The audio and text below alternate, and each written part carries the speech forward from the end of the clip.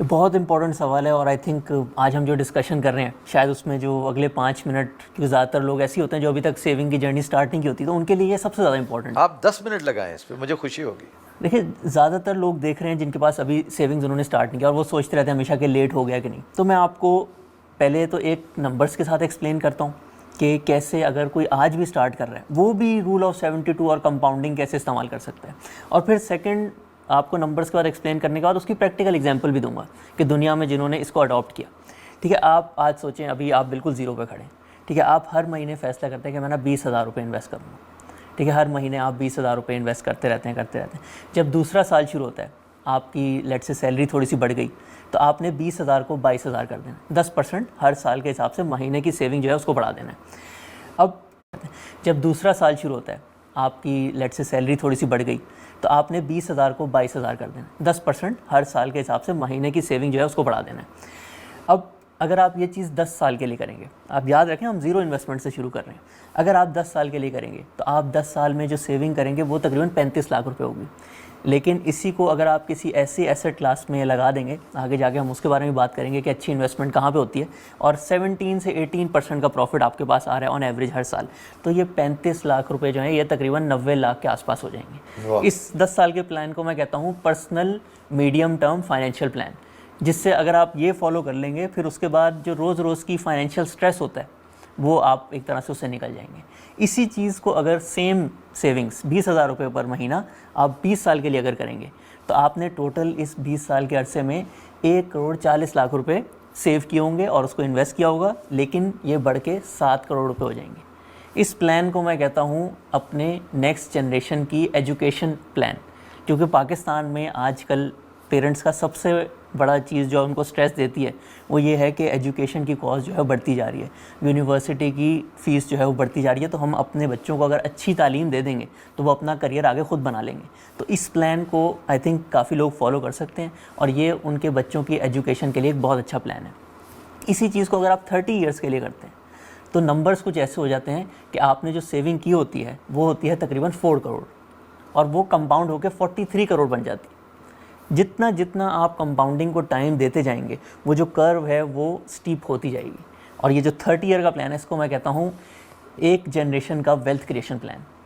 एक आदमी जिसने ज़ीरो से शुरू किया, उसके पास इनिशियल कोई इन्वेस्टमेंट नहीं थी, उसने हर महीने 20,000 रुपये सेव किए, दूसरे साल में उसको 22,000 कर दिया और आहिस्ता आहिस्ता उसको 10% बढ़ाते गए, उसने 4 करोड़ सेव किए अपनी एक तरह से वर्किंग लाइफ में, लेकिन उसकी एंड वैल्यू 43 करोड़ हो गई। और इस तरह से आपने इन्फ्लेशन को भी बीट किया, आपने अपनी नेक्स्ट जनरेशन की प्लानिंग भी कर ली और पूरी एक तरह से आपने फाइनेंशियल फ्रीडम जो है वो अचीव कर लिया। तो ये रीज़न है, आपके पास ज़्यादा पैसे हों, आपको विरासत में मिल गए हैं या आपने खुद सेव कर लिया है। अब पाकिस्तान में बहुत सारे लोग आईटी का भी काम करते हैं, तो कभी कभी कोई अच्छा क्लाइंट मिल जाता है, एक लमसम में भी सेविंग आ जाती है। लमसम सेविंग हो तो भी आप उसको रूल ऑफ 72 की तरफ से कंपाउंड करें। अगर आप महीने वाला प्लान फॉलो करना चाहते हैं तो वो भी आपको बहुत अच्छे रिजल्ट्स देगा।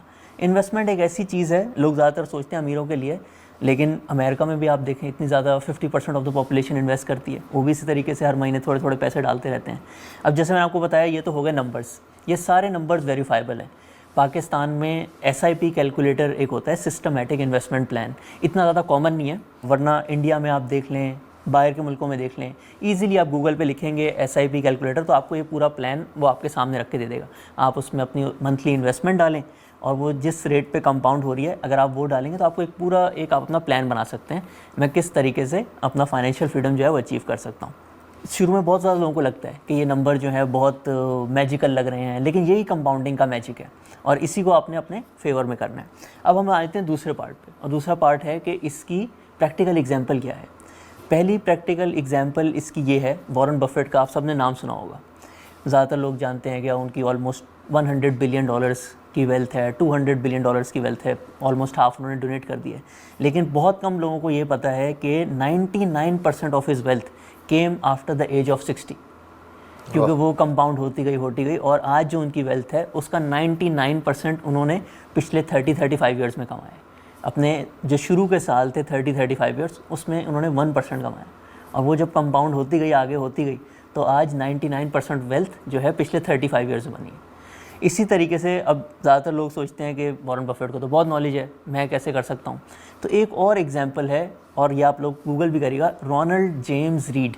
हाँ, अब ये जो है बिल्कुल एक आम सी जॉब करते होते थे अमेरिका में, ब्लू कॉलर। कोई इनको फाइनेंशियल लिटरेसी इतनी ज़्यादा नहीं थी, लेकिन एक चीज़ इनको समझ आ गई कि स्टॉक्स में बस थोड़े थोड़े इन्वेस्ट करते रहना है। और इन्होंने अपनी वही जॉब जो है पूरी ज़िंदगी करते करते $8 मिलियन का पोर्टफोलियो जो है वो एक्यूमुलेट कर लिया। तो ये आपको शो कर रहा है कि आपके पास ज़्यादा वेल्थ हो वॉरेन बफेट की तरह, तो भी आपने बिलियन $8 मिलियन। $8 मिलियन का। हाँ, और अगर आप थोड़ी थोड़ी इन्वेस्टमेंट कर रहे हैं हर महीने, तो भी जो है कंपाउंडिंग आपके फेवर में जाएगी। वो मुझे 8 मिलियन के बजाय 8 बिलियन मुझे याद आया, वो आप पहले भी एक दो दफ़ा कोट कर चुके हैं अपनी आपकी डिस्कशंस में। वो जो एयरबीएनबी वाला था, अब वो देखो ना, उन्होंने आउट ऑफ नथिंग दोनों ने वो सिलसिला शुरू किया and they ended up owning an $8 billion company, जो एक छोटे से अपने घर के पोर्शन को उन्होंने रेंट आउट किया था। तो इस तरह होता ही है, बिल्कुल ऐसे होता है। और मैसेज अगेन यही है कि मुझे भी इन्वेस्टमेंट करनी चाहिए, आपको भी इन्वेस्टमेंट करनी चाहिए। जो लोग देख रहे हैं, हर किसी के लिए इन्वेस्टमेंट ज़रूरी है। अब इसको थोड़ा सा समझना पड़ता है कि इन्वेस्टमेंट कहाँ पे की जाए। जी, ये बड़ी अहम बात है।